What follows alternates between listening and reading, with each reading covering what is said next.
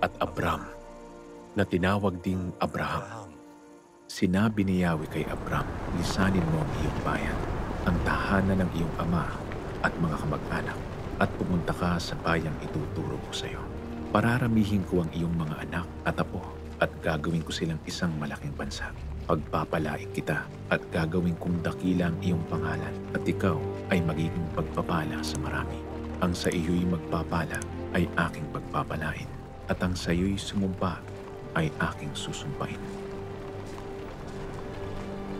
Sa pamamagitan mo, lahat ng mga bansa sa daigdig ay aking pagpapalain. Sumunod nga si Abram sa utos ni Yahweh. Nilisan niya ang Haran noong siya'y 75 taon. Sumama sa kanya si Lot.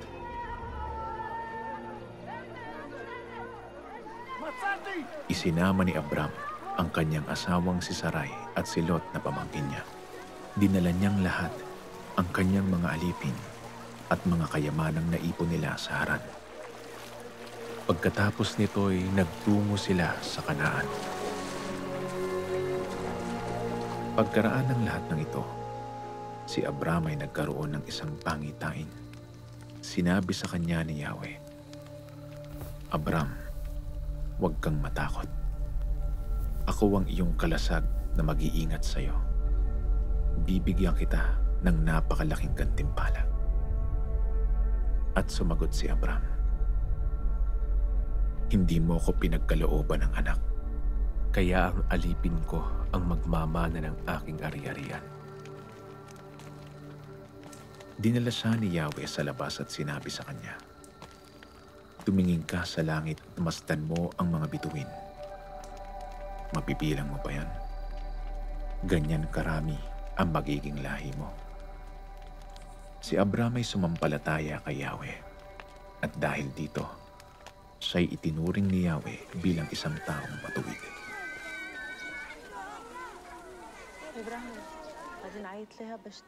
Hindi magkaanak si Sarai na asawa ni Abram, ngunit mayroon siyang aliping babae na taga-Ehipto na ang pangalan ay Hagar.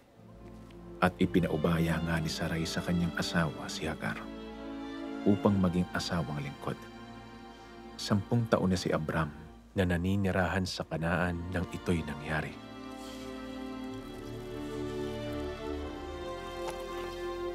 Matapos sipingan ni Abram si Hagar, nagdalang tao nga ito. Subalit nagmalaki si Hagar at hinamak nito si Sarai.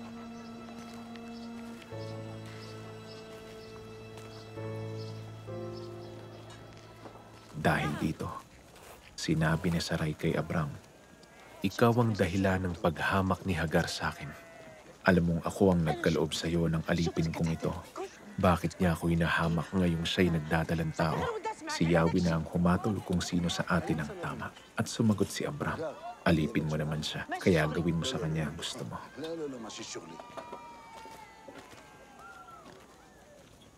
Pinagmalupitan nga ni Sarai si Hagar, kaya ito'y tumakas.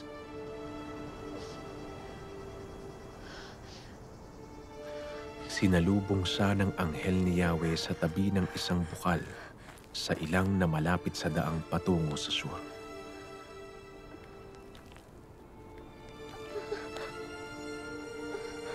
Sinabi ng anghel, magbalik ka at muling magpasakop sa kanya.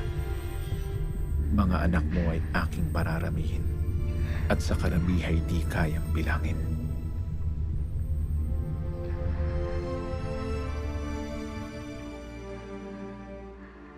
Nagsilang nga si Hagar ng isang anak na lalaki kay Abram, at ito'y pinangalanan nitong Ismael.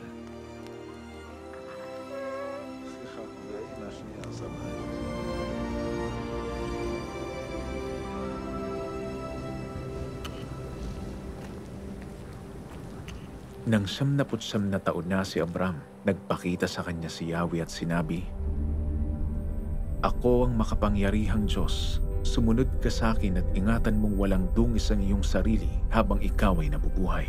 Hindi na Abram ang itatawag sa iyo, kundi Abraham, sapagkat ngayoy ginagawa kitang ama ng maraming bansa. Tutuparin ko ang aking pangako sa iyo at sa iyong lahi habang panahon, at ako'y magiging Diyos ninyo.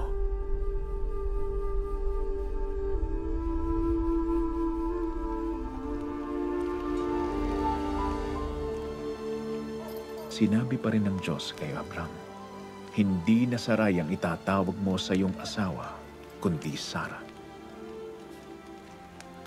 Sapagkat siya'y pagpapalain ko, magkakaanak ka sa kanya at siya'y magiging ina ng maraming bansa. May magiging hari mula sa kanyang mga salinlahi.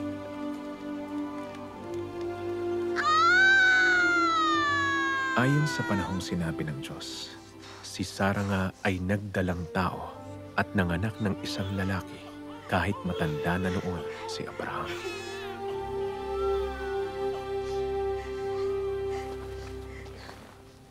Isaac ang ipinangalan ni Abraham sa kanyang anak.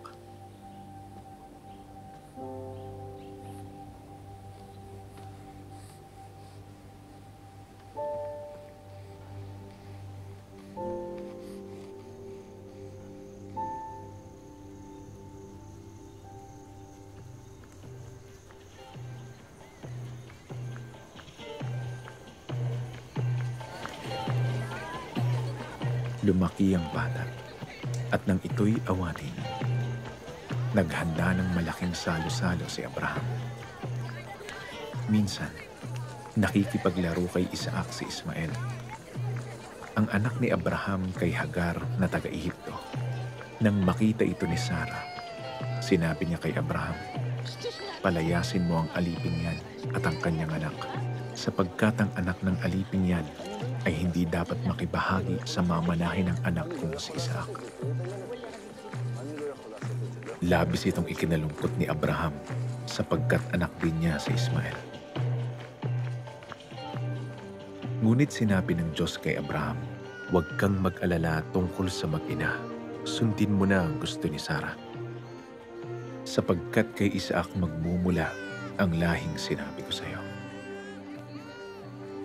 Ngunit ang anak mong yan kay Hagar ay magkakaanak din ng marami, at sila'y magiging isang bansa, dahil anak mo rin naman si Ismael.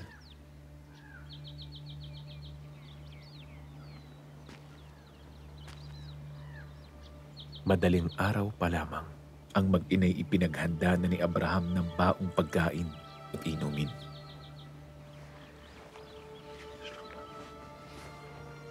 Ipinapasa ni Abraham ang mga ito kay Hagar, at ang mag-ina ay kanyang pinaalis.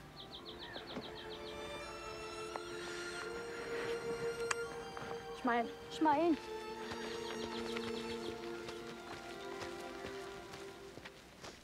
Nagpagala-gala sila sa ilang ng Beersheba.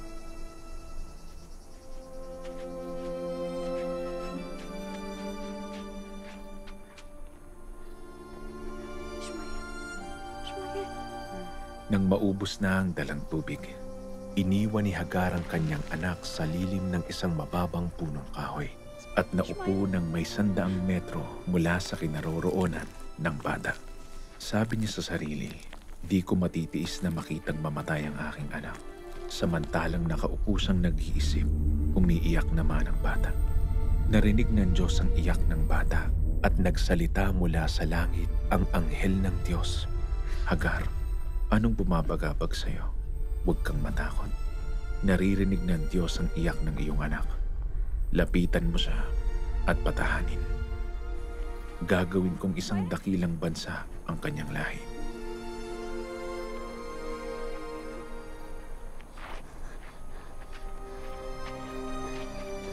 Pinagliwanag ng Diyos ang paningin ni Hagar at nakita nito ang isang balon.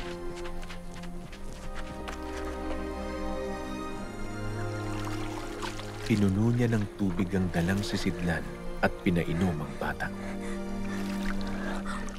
Hindi nga pinabayaan ng Diyos si Ismael. Ito'y lumaki sa ilang ng paran at naging mahusay na mangangaso.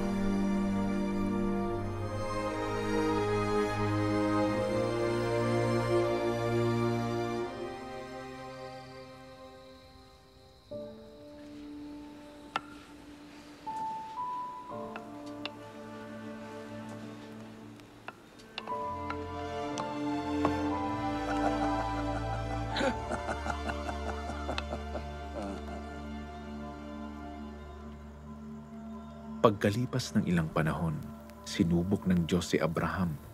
Tinawag siya ng Diyos, "Abraham." "Narito po ako," tugon naman niya. Sinabi sa kanya, "Isama mo ang kaisa-isa at pinakamamahal mong anak na si Isaac at magpunta kayo sa lupain ng Moriah. Umakyat kayo sa bundok na ituturo ko sa iyo at ihandog mo siya sa akin."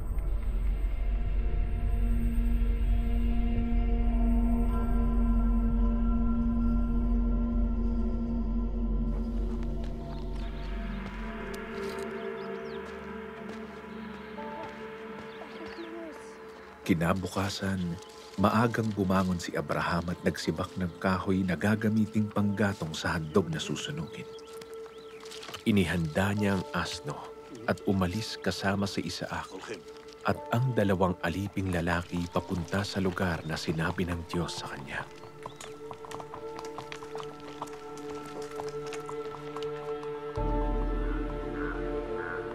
Nang ikatlong araw ng paglalakbay, natanaw na nila ang dakong kanilang pupuntahan. Kaya't sinabi ni Abraham sa kanyang mga alipin, "Bantayan ninyo rito ang asno at kami na lamang ng bata ang aakyat sa bundok. Sasamba kami sa dako roon at babalikan namin kayo."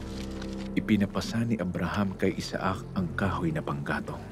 Dala naman niya ang apoy at patalim at magkasama silang lumakad.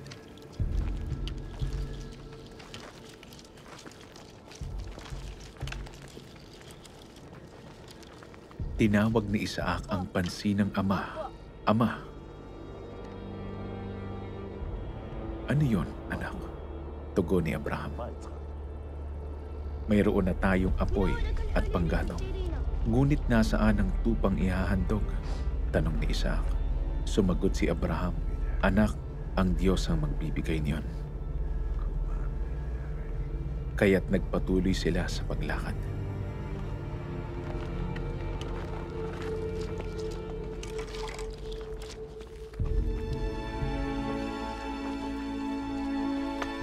Pagsapit nila sa lugar na itinuro ng Diyos,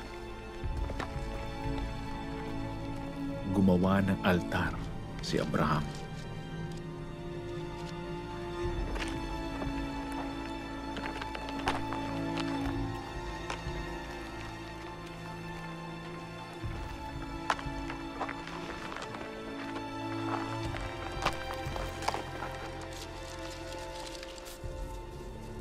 Inayos niya sa ibabaw nito ang panggatong at inihiga si Isaac matapos kapusin.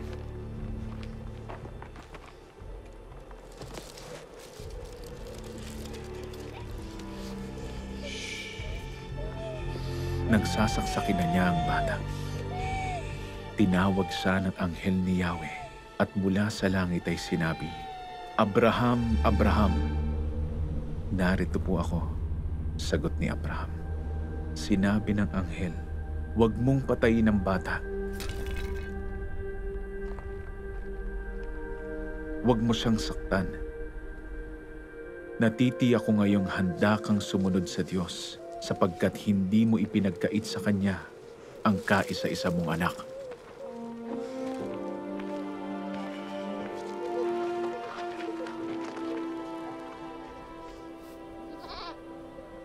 Paglingon niya'y may nakita siyang isang lalaking tupa na ang mga sungay ay napasabit sa mga sanga ng kahoy. Ito ang kinuha ni Abraham at inihandog sa halip na ang kanyang anak. Mula sa langit, nagsalitang muli kay Abraham ang anghel ni Yahweh, "Ako'y nangangako sa pamamagitan ng aking pangalan, Yahweh, sapagkat hindi mo ipinagkait sa akin ang kaisa-isa mong anak, pagpapalain kita. Ang lahi mo'y magiging sindami ng bituin sa langit at ng buhangin sa dagat. Sasakupin nila ang mga lunsod ng kanilang mga kaaway. Sa pamamagitan ng iyong lahi, pagpapalain ang lahat ng bansa sa daigdig sapagkat sinunod mo ang aking utos." Kay Isaac ipinamana ni Abraham ang lahat niyang ari-arian.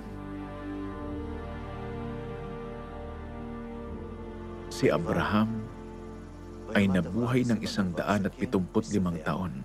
Matandang-matanda na siya nang mamatay. 40 taon na si Isaac nang mapangasawa niya si Rebeka, anak na dalaga ni Betuel, isang Arameyong taga-Mesopotamia. Si Rebeka ay kapatid ni Laban, isa ring Arameyo. Hindi magkaanak si Rebeka, kaya't nanalangin kay Yahweh si Isaac. Dininig naman siya at si Rebeka ay naglihi. Dumating ang panahon at nanganak nga siya ng kambal.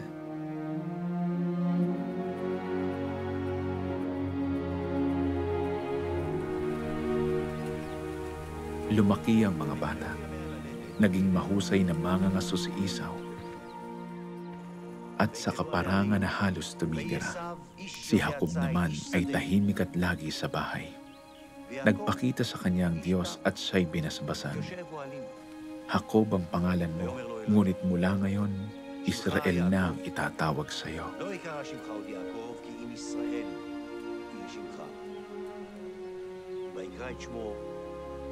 Sinabi pa sa kanya, ako ang makapangyarihang Diyos.